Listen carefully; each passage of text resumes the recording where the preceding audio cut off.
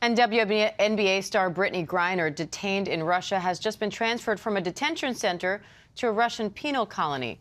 Overnight, the White House released a statement saying the Biden administration continues to work, quote, tirelessly to secure her release and the release of other Americans wrongfully jailed in Russia. ABC's Patrick Reevell is live from our London bureau with more on this and other international headlines. Patrick, what happens in these penal camps? What conditions is Griner expected to face? Hi, Dan. Yeah, as you say, we don't yet know where Brittney Griner is going to be taken to which camp, but we know generally very well what the conditions are like in most of these camps, and they are pretty grim. Most of them are former gulag camps, and that means that prisoners are kept basically in barracks. It can be often 50 to 60 people living on bunks inside these rooms. It's pretty dirty. There's poor food. The medical provision there is pretty minimal. And also prisoners are usually forced to work. That usually means sewing clothes or manufacturing things in sort of factory-like conditions for 8 to 12 hours a day. And I remember I spoke to Paul Whelan, who is the other American who's currently held in a prison camp there, and I remember him telling me that the conditions were Dickensian.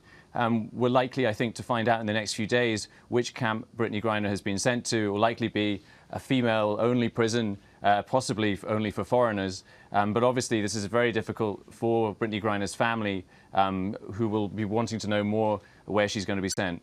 Now, the administration says they're working tirelessly to secure her release and the release of Paul Whelan and others unfairly jailed there.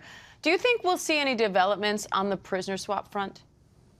I think this itself doesn't actually suggest much either way about whether we're close to a prisoner swap, because this is just standard procedure, really, because Brittney Griner had her appeal rejected by a Russian court recently, and once that happens, that clears the way for her to be moved from a pretrial detention center in Moscow and sent to a prison camp, which is what happens in these cases and what happens to all Russian prisoners.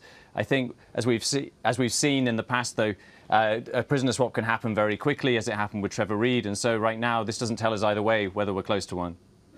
Patrick, we also have some breaking news now. Russia's defense minister and top overall commander in Ukraine just announced Russian troops will pull back from the key city of Kherson in southern Ukraine.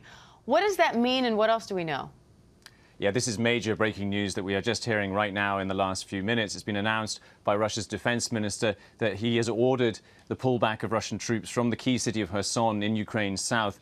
And he says that Russian troops will now take up positions on the right-hand side of the Dnipro River, which is the river close to Kherson, in which Russian troops will now fall back across and try and dig in to have a better more defensible positions. The reason this is so important is that Kherson is the only regional capital that Russia has managed to occupy in Ukraine since the start of the war, and its defense is a huge was a hugely important political goal for Vladimir Putin. It's also one of the only capitals of the four annexed regions that Vladimir Putin annexed earlier in September. So this is a major, major defeat for Russia and a huge political blow for Vladimir Putin.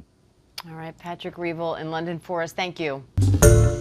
Hi, everyone. George Stephanopoulos here. Thanks for checking out the ABC News YouTube channel. If you'd like to get more videos, show highlights, and watch live event coverage, click on the right over here to subscribe to our channel. And don't forget to download the ABC News app for breaking news alerts. Thanks for watching.